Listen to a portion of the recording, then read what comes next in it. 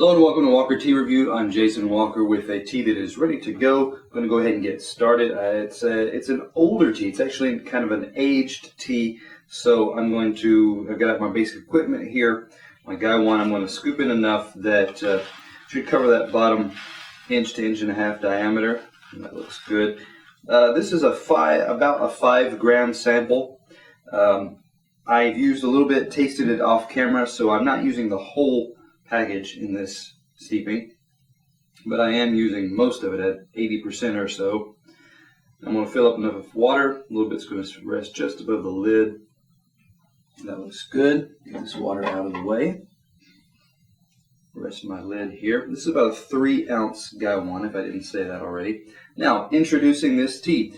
This is from LifeInTeacup. This is it's labeled as a 1960s PhoenixDanCong. Now, okay, that number from the 1960s, that's kind of, well, first off, it's quite an older tea in relation to a lot of teas that you may see out there.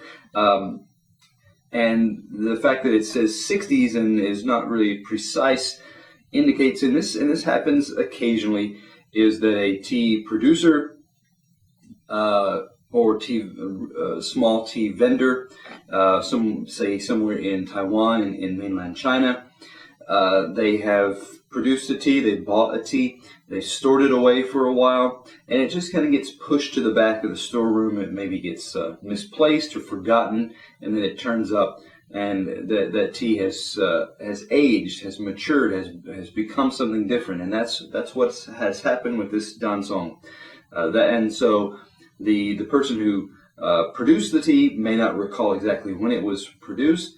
So the person who purchases, we're also kind of left with a vague idea, but not exactly certain as to what happened to this tea, the situation in which this tea came to be as it is. So this particular tea, from LifeInTeacup, you can get 5 grams for $6. This is the best the information that is available says that this tea is from Chaozhou in Guangdong province in China, which is the traditional home of the PhoenixDanCong teas. So we cannot expect, because of the age, because of the situations, you don't always expect an aged tea to hold on to the original characteristics of a tea. When it ages, there could be some kind of pu'er type aromas or changes, I should say.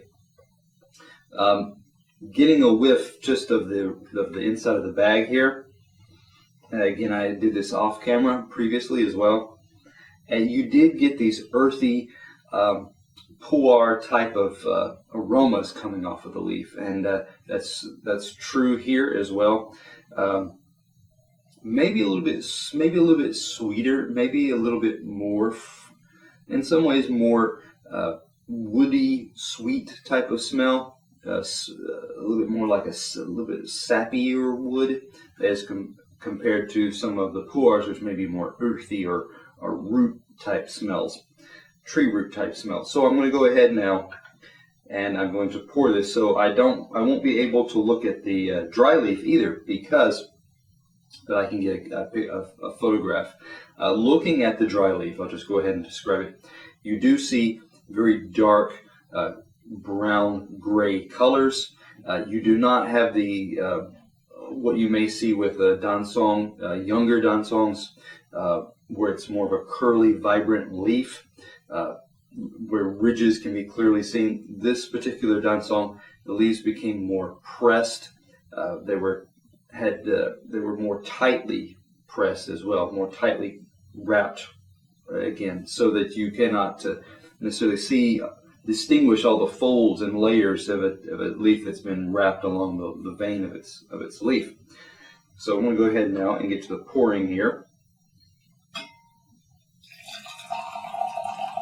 Colors you may see are darker, bolder, stronger as well already.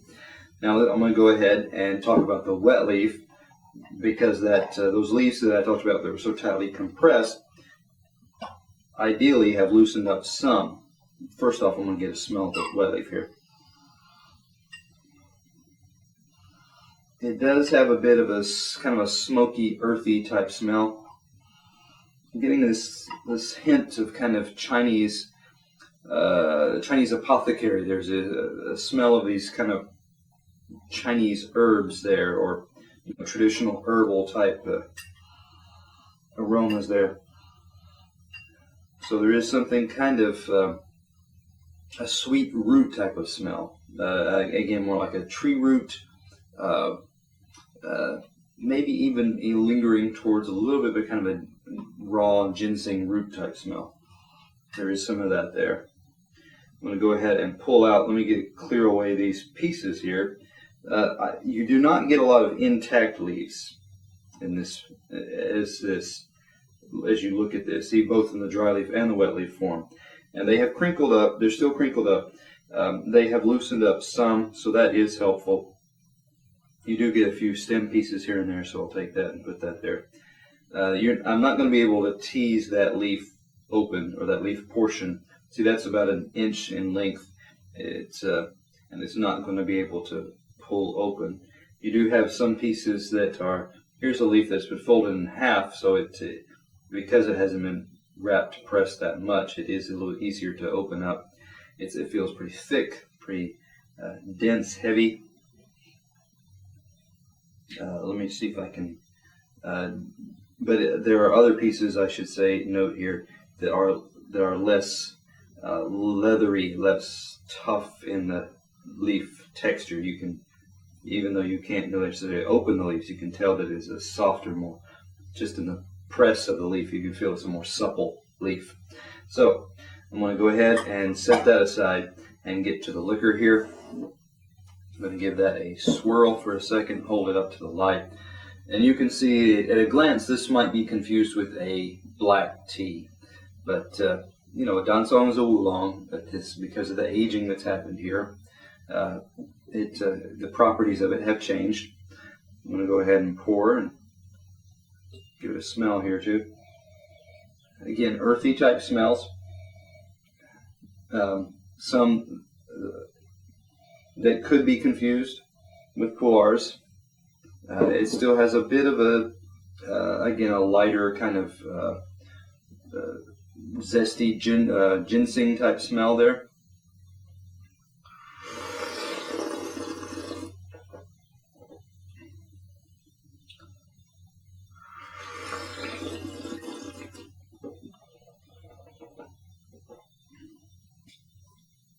First steeping is lighter, a bit sweeter in the mouth, especially in the back. There's a thin, light sweetness there. Now, I noticed in off-camera tastings, second, third, subsequent steepings, the broth and the texture did pick up. It got stronger. The overall profile got smoother, and the aftertaste stayed in that same duration, more or less. It did pick up a little bit on some of the sweet aspects, ever so slightly. Off-camera subsequent steepings as well, they did pick up, like I said, a bit more richness in flavor and character there. So this is something that you may not want to judge it based on the very first steep. You want to follow up with those subsequent steeps. A lot of aged teas, similar, I should say, they are similar, bear some similarities to pu'er in that subsequent steepings tend to last longer. And what I mean is that you should be able to steep this for several times. Try 4 times, 5 times, 6, 7, 8, and go beyond if you like, just to see how far you can take it. Now, of course, you may need to leave the water in longer to really draw something out.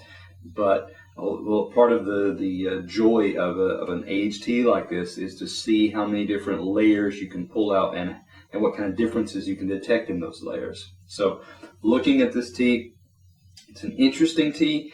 It's something that an aged tea is something that you want to try and just kind of get your experience of, because you can't be sure exactly the age in a lot of these cases. So you just kind of have to build up a mental library of reference points so that you can decide if this tastes and acts like the aged tea that you come to expect. So when I look at this tea, it falls into the range of other aged teas that I've tasted. Nothing outstanding, but it is worthwhile as an aged tea, so I'd give this a 92. So come back to Walker Tea Review to find those aged teas to kind of build up your own mental library of aged teas and all teas.